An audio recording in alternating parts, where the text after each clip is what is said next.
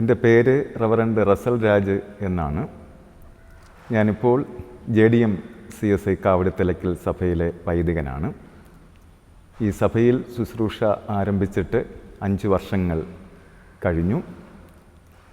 ഞാൻ ജനിച്ചു വളർന്നത് പാലോടിനടുത്തുള്ള പേരയം പാലുവള്ളി എന്ന സ്ഥലത്താണ്. പേരയം CSI സഭയാണ് എൻ്റെ മാതൃ ഇടവക. ആ ഇടവകയിലെ ഒരു സാധാരണ കുടുംബത്തിലെ അംഗമാണ് ഞാൻ. എൻ്റെ മാതാപിതാക്കൾ പേരയം സഭയിലെ ഒരു സജീവ കുടുംബമാണ്. അതുകൊണ്ട് തന്നെ എനിക്കും വളരെ ചെറുപ്പം മുതലേ ദൈവാലയ കാര്യങ്ങളിൽ സജീവമായി പ്രവർത്തിക്കുവാനുള്ള അവസരം ഉണ്ടായി. സൺഡേ സ്കൂളിലൂടെയും ബാലജന സംഘടനയിലൂടെയും യുവജന സംഘടനയിലൂടെയും സഭയിലെ മറ്റു കൂട്ടായ്മകളിലൂടെയും ദൈവവചനം ആഴത്തിൽ മനസ്സിലാക്കുന്നതിനും പള്ളിയിലെ വിവിധങ്ങളായ ശുശ്രൂഷകളിൽ പങ്കാളിയാകുന്നതിനും നേതൃത്വം നൽകുന്നതിനുമൊക്കെ എനിക്ക് അവസരമുണ്ടായിട്ടുണ്ട്. ഒരു വൈദികനാകുവാനുള്ള ഒരു പ്രചോദനം എനിക്ക് ലഭിച്ചത് എൻ്റെ മാതൃഇടവകയിലെ ശുശ്രൂഷകരിൽ നിന്നാണ്. അവിടെ കടന്നു വന്ന് ശുശ്രൂഷ നിർവഹിച്ചിട്ടുള്ള പുരോഹിതരോടുള്ള ബന്ധത്തിലാണ് എനിക്കും ഒരു പുരോഹിതനാകുവാനുള്ള ആഗ്രഹം എൻ്റെ മനസ്സിൽ ആദ്യമായി ഉണ്ടാകുന്നത്. കൂടാതെ എൻ്റെ മാതാപിതാക്കൾ ദൈവസന്നിധിയിൽ സമർപ്പിച്ച് ചെറുപ്പത്തിലെ അവർ പ്രാർത്ഥിക്കുമായിരുന്നു. ഏറ്റവും ആദ്യം ബൈബിളിലെ വചനങ്ങൾ മനസ്സിലാക്കുന്നതും ബൈബിളിലെ കഥകൾ പഠിക്കാൻ സാധിച്ചതും എൻ്റെ പിതാവിൽ നിന്നാണ്. വളരെ ചെറുപ്പത്തിലെ ബൈബിളിലെ യോസേഫിനെക്കുറിച്ചും ദാനിയേലിനെക്കുറിച്ചും യേശുവിനെക്കുറിച്ചുമൊക്കെ കഥാരൂപേണ പറഞ്ഞു തന്നിട്ടുള്ളത് അതിന്നും എൻ്റെ മനസ്സിൽ മായാതെ നിൽക്കുന്ന ചിത്രങ്ങളാണ്. കാലക്രമേണ ദൈവാലയത്തിലെ യുവജന സംഘടനയ്ക്ക് നേതൃത്വം കൊടുക്കുവാൻ എനിക്ക് അവസരമുണ്ടായി. തിരുവചനം പ്രസംഗിക്കുവാനുള്ള അവസരങ്ങൾ എനിക്ക് ലഭ്യമായി.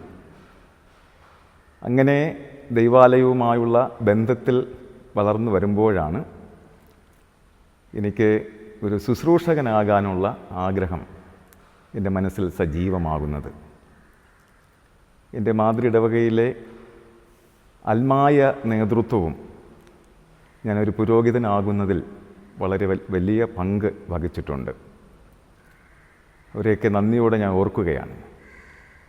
എൻ്റെ ഇടവകയിൽ അൽമായ നേതൃത്വത്തിൽ ആ കാലഘട്ടത്തിൽ സജീവമായിരുന്ന Selvaraj Das sir, Kristudas sir, Jayapal sir, Pushpabai deaconess തുടങ്ങിയവരിലൂടെ സഭയുടെ വിവിധ ശുശ്രൂഷകൾ ചെയ്യുവാൻ, ജെയിംസ് റസൽ സാർ തുടങ്ങിയവരിലൂടെ എനിക്ക് സഭയിലെ വിവിധ ശുശ്രൂഷകളിൽ പങ്കാളിയാകുവാൻ സാധിച്ചിട്ടുണ്ട്.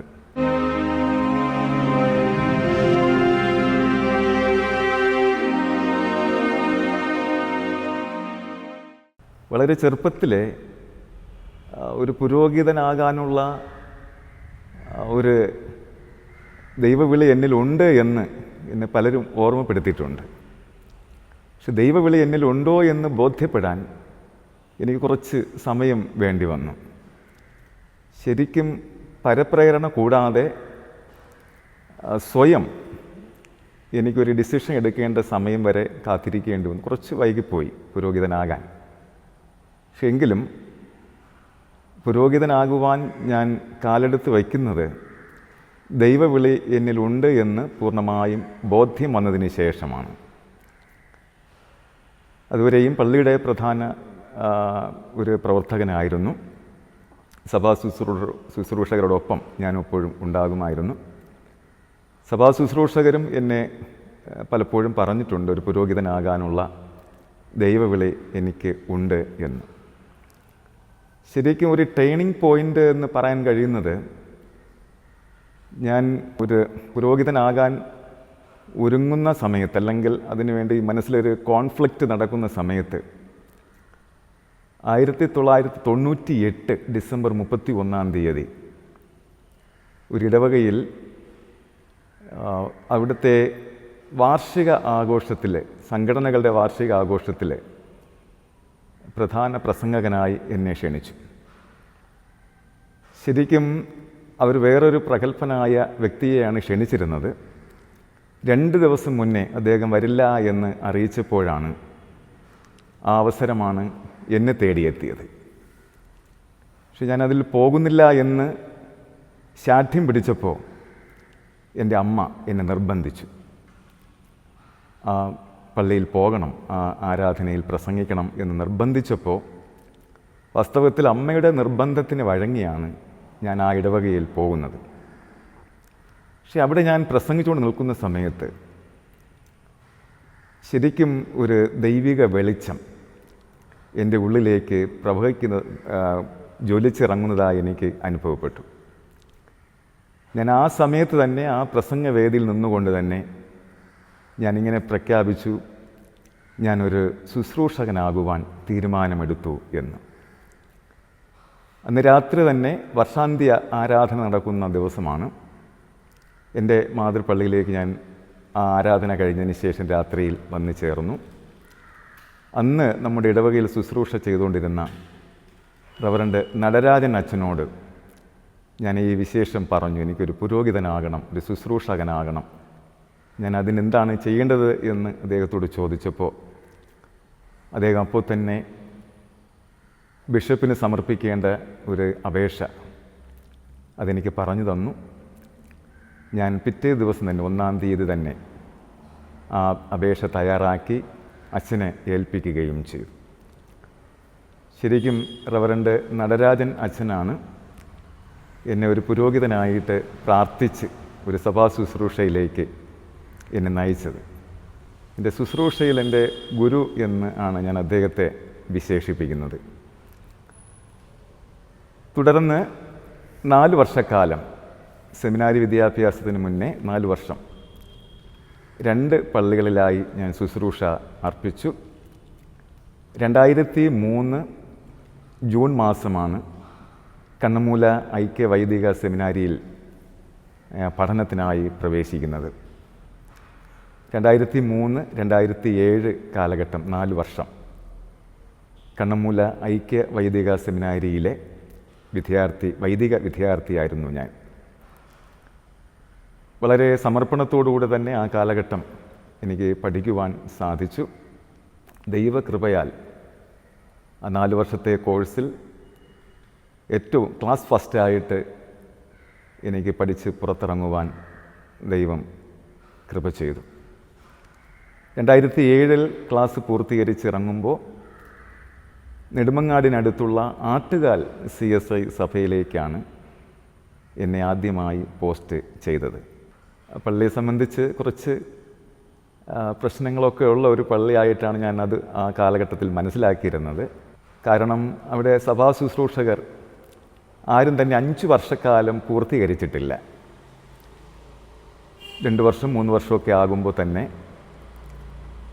അവിടെ നിന്ന് ശുശ്രൂഷ അവസാനിപ്പിച്ച് പോകേണ്ട ഒരു സ്ഥിതിവിശേഷം ഉണ്ടാകും. ദൈവകൃപയാൽ ആ സഭയുടെ ചരിത്രത്തിൽ 5 വർഷക്കാലം ശുശ്രൂഷ പൂർത്തീകരിക്കുവാനുള്ള ദൈവകൃപ എനിക്ക് ലഭിച്ചു എന്നുള്ളത് എൻ്റെ ശുശ്രൂഷയുടെ ആരംഭഘട്ടത്തിൽ എനിക്ക് ലഭിച്ച ഏറ്റവും വലിയ ഒരു സന്തോഷമുള്ള അനുഭവമായിരുന്നു.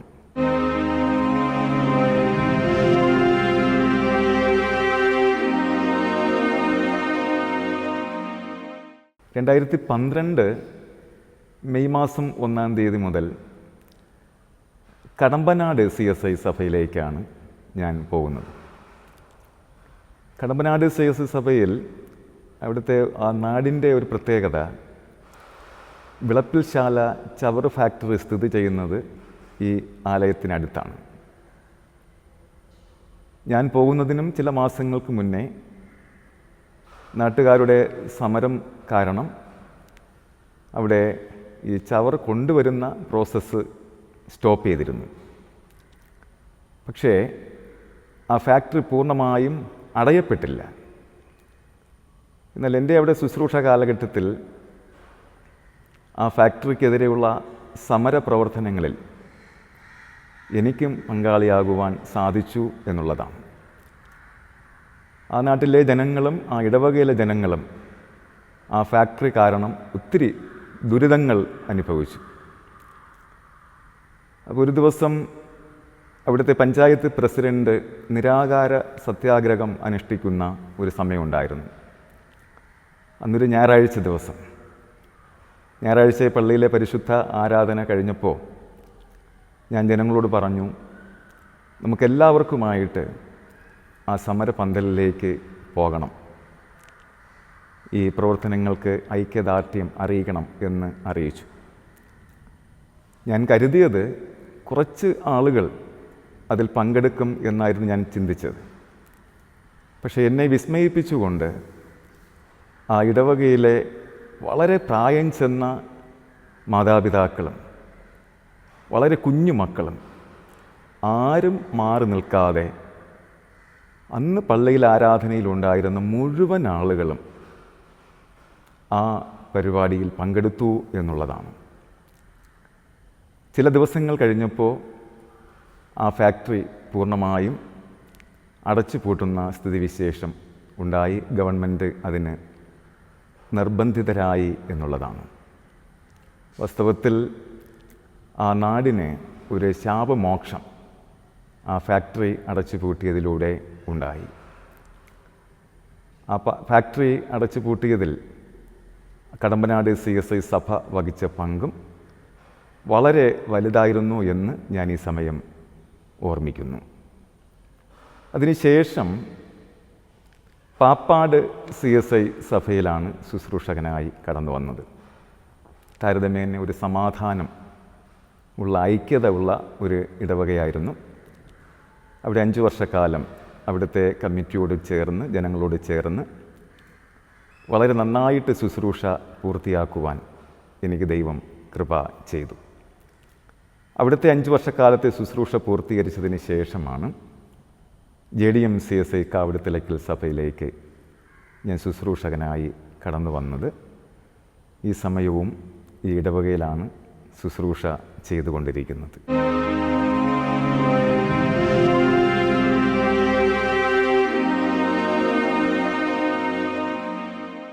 2003 ജൂൺ മാസമാണ് ഞാൻ കണ്ണമ്മൂല ഐക്യ വൈദിക സെമിനാരിയിൽ വിദ്യാർത്ഥിയായി ക്ലാസ് ആരംഭിക്കുന്നത്. അതുവരെയും സൺഡേ സ്കൂളിൽ പഠിച്ചതും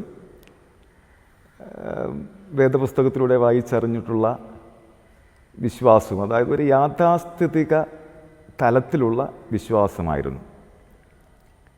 എന്നാൽ വൈദിക പഠനം കുറച്ച് ക്രിട്ടിക്കലായിട്ട് പഠിക്കുവാനുള്ള, ശാസ്ത്രീയമായി മനസ്സിലാക്കുവാനുള്ള ഒരു അവസരമായിരുന്നു. പ്രധാനമായും വൈദിക പഠനത്തിലൂടെ എന്നിലുണ്ടായ ഒരു മാറ്റം, നമ്മുടെ മനസ്സിലെ യാഥാസ്ഥിതിക ചിന്താഗതികൾ മാറി എന്നുള്ളതാണ്. ഒരു വിശാലമായ വീക്ഷണഗതി നമ്മുടെ മനസ്സിൽ രൂപപ്പെടും. പ്രത്യേകിച്ച് മറ്റു മതങ്ങളോടും മറ്റു മതവിശ്വാസികളോടും നമുക്കൊരു സ്നേഹവും ആദരവുമൊക്കെ തോന്നുന്ന തരത്തിലേക്ക്, അവരെയും ഇതര വിശ്വാസികളെന്ന് അംഗീകരിച്ച് മാനിക്കുവാനായിട്ടുള്ള ഒരു ദീർഘവീക്ഷണം വൈദിക പഠനത്തിലൂടെ ലഭ്യമായി. അതുപോലെ സഭയുടെ ശുശ്രൂഷകളിൽ ഒരുപാട് വെല്ലുവിളികളൊക്കെ ഉണ്ടാകും. ആ വെല്ലുവിളികളെയൊക്കെ സമചിത്തതയോടെ നേരിടുവാനും പരിഹരിക്കുവാനുമൊക്കെയുള്ള ഒരു പരിശീലനം വൈദിക പഠനകാലത്ത് ലഭ്യമായിട്ടുണ്ട്. വാസ്തവത്തിൽ ഒരുപാട് വെല്ലുവിളികളും പ്രശ്നങ്ങളുമൊക്കെ സഭാ ശുശ്രൂഷ രംഗത്ത് ഉണ്ടാകും. പക്ഷെ അവിടെയൊക്കെ നമ്മൾ വളരെ ധൈര്യത്തോടെ നിന്ന് നേരിടുവാൻ നമുക്ക് ഈ വൈദിക വിദ്യാഭ്യാസം വളരെയധികം സഹായിച്ചിട്ടുണ്ട് എന്ന് ഞാൻ പൂർണ്ണമായും വിശ്വസിക്കുന്നു.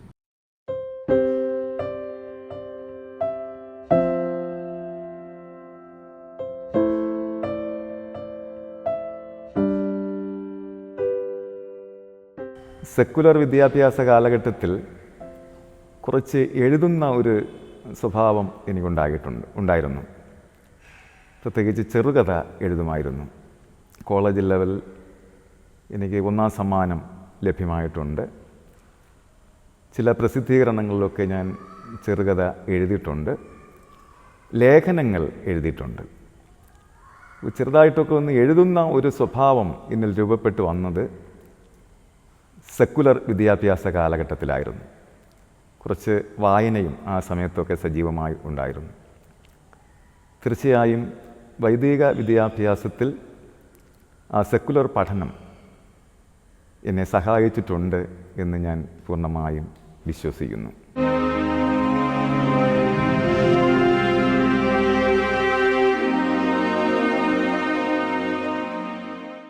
ദൈവവിളി പുരോഹിതർക്ക് മാത്രമായിട്ടുള്ളതല്ല. എല്ലാ മനുഷ്യർക്കും ഓരോരോ രീതികളിൽ ദൈവവിളി ഉണ്ടെന്നാണ് ഞാൻ വിശ്വസിക്കുന്നത്.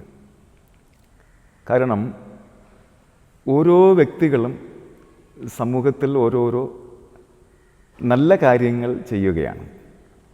മറ്റുള്ളവർക്ക് സന്തോഷം ലഭിക്കുന്ന, പ്രയോജനം ലഭിക്കുന്ന, ഫലദായകമായ ഏത് കാര്യം ഏതൊരു വ്യക്തി ചെയ്താലും അതിനകത്തൊരു ദൈവികത ഉണ്ട് എന്ന് ഞാൻ കരുതുന്നു.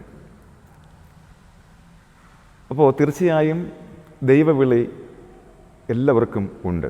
പ്രത്യേകിച്ച് സഭയുടെ ശുശ്രൂഷ രംഗങ്ങൾ നോക്കുമ്പോൾ ആത്മായ നേതൃത്വത്തിന് ദൈവവിളി ഉണ്ട് എന്ന് ഞാൻ പൂർണ്ണമായും വിശ്വസിക്കുന്നു. സഭയുടെ ആത്മീക വളർച്ചയ്ക്ക് ആത്മായ നേതൃത്വം കാര്യമായ പങ്ക് വഹിക്കുന്നുണ്ട്. അപ്പോൾ തീർച്ചയായും അവർക്കും ആ ശുശ്രൂഷകൾ ചെയ്യാൻ തീർച്ചയായും ദൈവവിളി ഉണ്ട് എന്നാണ് ഞാൻ പൂർണ്ണമായും വിശ്വസിക്കുന്നത്. പുതിയ നിയമ ദർശനത്തിൽ നമ്മൾ ചിന്തിക്കുമ്പോൾ സകല മനുഷ്യരെയും പുരോഹിത വർഗമായിട്ട് വിളിച്ചിരിക്കുന്നു എന്നുള്ളതാണ്. പത്രോസിൻ്റെ ലേഖനത്തിൽ 2-ാം അധ്യായം 9-ാം വാക്യത്തിൽ അതാണ് സൂചിപ്പിക്കുന്നത്. ഈ കാലഘട്ടത്തിൽ വിശ്വാസ ജീവിതത്തിൽ ഒത്തിരി വെല്ലുവിളികൾ നേരിടുന്ന ഒരു കാലഘട്ടമാണ്. എനിക്ക് തോന്നുന്നു കുറേ വർഷങ്ങൾക്ക് മുമ്പൊക്കെ പുരോഹിതർ പറയുന്നത് അക്ഷരം പ്രതി അനുസരിക്കുന്ന ഒരു വിശ്വാസ സമൂഹമായിരുന്നു. ഇന്ന് അങ്ങനെ അവർ വിശ്വസിക്കുന്നില്ല. പറയുന്ന കാര്യങ്ങൾ ചോദ്യം ചെയ്യുവാനുള്ള ടെൻഡൻസി ഇന്നത്തെ ഈ തലമുറയ്ക്ക് ഉണ്ട്. അല്ലെങ്കിൽ എന്തും കണ്ണടച്ച് വിശ്വസിക്കുവാനുള്ള ഒരു രീതി അല്ല ഈ തലമുറയ്ക്ക് ഉള്ളത്. വാസ്തവത്തിൽ ഈ തലമുറയോട് ദൈവവചനം പ്രസംഗിക്കുക, ശുശ്രൂഷകൾ നിർവഹിക്കുക എന്നുള്ളത് ഈ കാലഘട്ടത്തിലെ പുരോഹിതർ അഭിമുഖീകരിക്കുന്ന വലിയ ഒരു വെല്ലുവിളിയാണ്. കാലം എത്ര പുരോഗമിച്ചാലും ദൈവത്തിനും ദൈവവചനത്തിനും പ്രസക്തി ഉണ്ട് എന്ന് വിശ്വസിക്കുന്ന ഒരു വ്യക്തിയാണ് ഞാൻ. ഇനിയും ശാസ്ത്രം പുരോഗമിച്ചാലും എന്തൊക്കെ മാറ്റങ്ങൾ സംഭവിച്ചാലും ഞാൻ അടിയുറച്ച് വിശ്വസിക്കുന്നു, ദൈവവചനത്തിന് യാതൊരു മാറ്റവും സംഭവിക്കില്ല. അതുകൊണ്ട് എനിക്ക് ഈ തലമുറയോടും പറയാനുള്ളത്, ഒരുപക്ഷെ സെക്കുലർ വിദ്യാഭ്യാസത്തിലൂടെ ജീവിതത്തിൽ സക്സസ്ഫുൾ ആയി എന്ന് വരും. പക്ഷേ ഒരു ഫ്രൂട്ട്ഫുള്ളായിട്ടുള്ള ഒരു ലൈഫ് ഉണ്ടാകണമെങ്കിൽ ഓരോ വ്യക്തിയുടെയും ജീവിതങ്ങളിൽ ദൈവത്തിൻ്റെ സ്വാധീനം ഉണ്ടാകണം, ദൈവവചനത്തിൻ്റെ സ്വാധീനവും ഉണ്ടാകണം. അതുകൊണ്ട് ശാസ്ത്രത്തിൻ്റെ പുരോഗതി അനുസരിച്ച്, ലോകത്തിൻ്റെ മാറ്റങ്ങൾക്കനുസരിച്ച് ദൈവത്തിൻ്റെ വചനം എന്നും നാളെയും ജനത്തെ അല്ലെങ്കിൽ തലമുറകളെ സ്വാധീനിച്ചു കൊണ്ടേയിരിക്കും.